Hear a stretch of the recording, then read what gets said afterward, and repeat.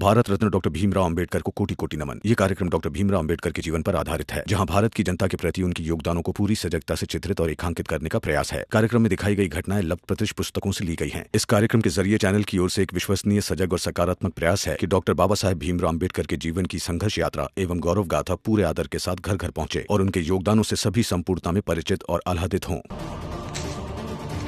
भीमराव,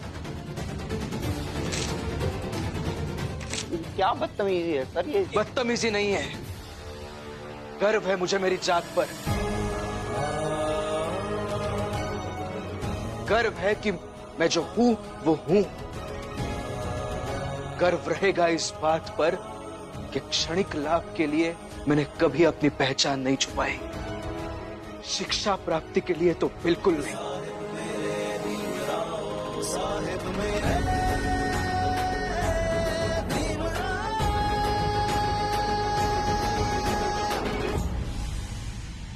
इसके लिए माफ कर दीजिए सर।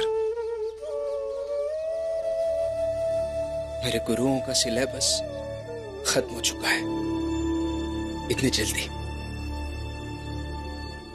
कोई बात नहीं, पढ़ लूंगा कहीं ना कहीं से। सिर्फ एक बात बता रहा हूं सर, कल भी समय पर इसी कॉलेज में आऊंगा।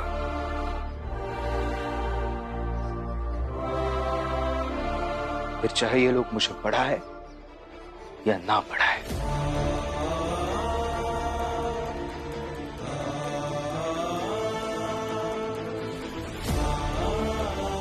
अभी देखिएगा सर, एक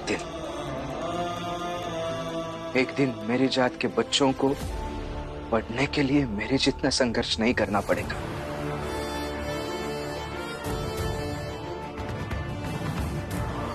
लेकिन फिलहाल आप सब लोग सोचिए, आपके जैसे दिखने वाले, आपके जैसे हंसने वाले, रोने वाले इंसान से इतनी घृणा क्यों?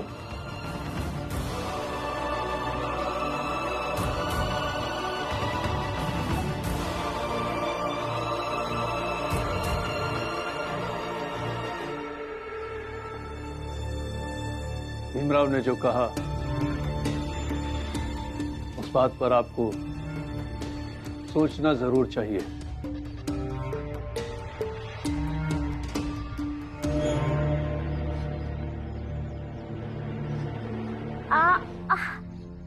ठीक हो जाएगा।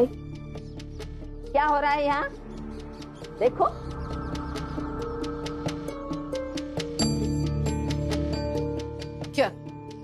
क्या हुआ जीजाबाई? देखो तुम्हारी बहू गिर गई है, वो इतनी तकलीफ में है और तुम बाहर बातें बना रही हो। थोड़ी बहू की सेवा करो। अरे हम दोनों हैं ना, तो आप बुआ को क्यों तकलीफ दे रही है?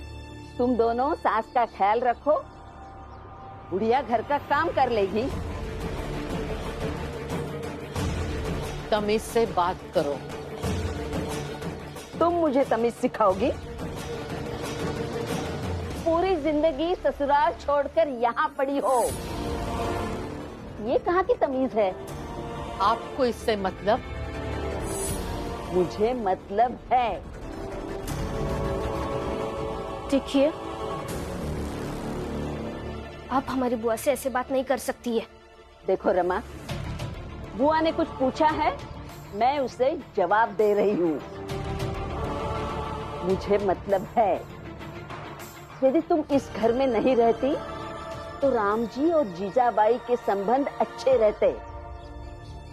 राम जी को अपने पत्नी के प्रति गैर जिम्मेदार तुमने बनाया है। इस घर में जो जो बुरा हो रहा है वो सब तुम्हारी वजह से हो रहा है।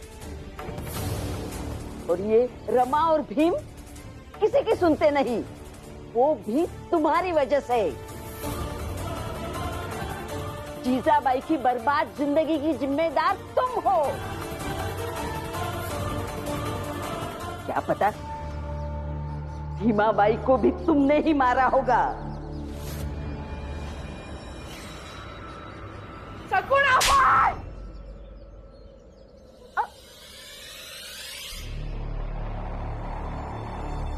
जब से आई हो तब से मैं कह रही हूँ, मेहमान हो, मेहमान बन के रहो। मेरी बहुओं का और इस घर का तमाशा मत बनाओ। अपनी तमीज में रहो। आप बुजुर्ग हैं। मुझे ऐसा नहीं करना चाहिए था, लेकिन ये करने के लिए आपने मुझे मजबूर किया। लगता है अब तुम्हें और समझाने की जरूरत नहीं पड़ेगी। अब समझ जाओगी।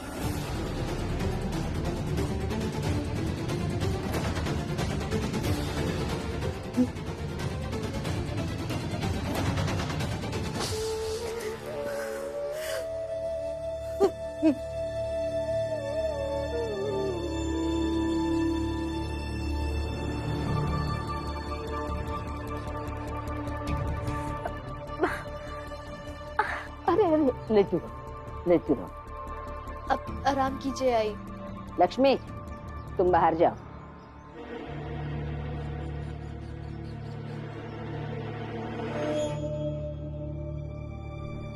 भाभी, इस थप्पड़ का हिसाब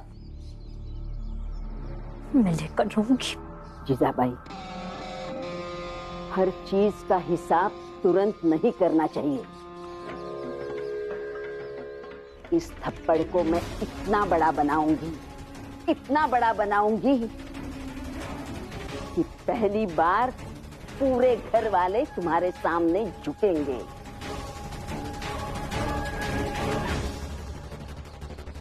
अब बताती हूँ।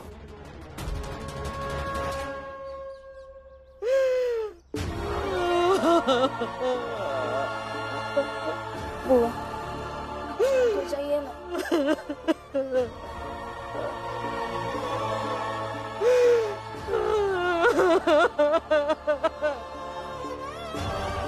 बकवास कर रही है ये औरत। मेरा और भीमा बाई का रिश्ता, उसे क्या पता क्या था। आज भी लोग मेरे और भीमा बाई के रिश्ते की मिसाल देते हैं। सब कहते हैं कि ननंद भाभी का ऐसा रिश्ता आज तक नहीं देखा। और ये औरत कह रही है कि मैंने भीमा बाई को मारा। मत रोइए, आप जानती है ना वो कुछ भी बोलती है। जब से आई है तब से कुछ ना कुछ उल्टा सीधा बोलती रहती है। शांत हो जाइए ना। उन्होंने क्या पता है आपके और के रिश्ते के बारे में? और अगर पता होगा भी, वो क्यों जताएगी कि आपका और मेरे आई का रिश्ता सच में इतना अच्छा और प्यारा था? अब समझाइए ना बुआ को। बुआ, आप रोइए मत। बताइए मुझे क्या हुआ। ये कह रही है कि मैंने भीमा बाई को मार डाला। क्या?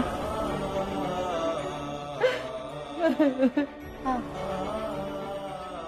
और इसी सब को लेकर बहस हुई और बुआ ने उन्हें गुस्से में थप्पड़ मार दिया।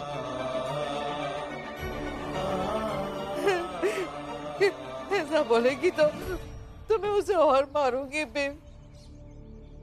अच्छा, लेकिन पहले आपको इस थप्पड़ का हिसाब करना होगा। और हिसाब ये है दीदी कि इन सब के सामने मेरी भाभी से माफी मांगेंगी आप। नहीं, मैं माफी नहीं मांगूंगी। जाने दो, छोड़ो ना जीजाबाई। नहीं भाभी, इन्हें माफी तो मांगनी होगी। मैं माफी हरगिज नहीं मांगूंगी। ठीक है, मैं भी यहाँ से अंदर नहीं जाऊंगी जब तक आप माफी नहीं मांग लेती।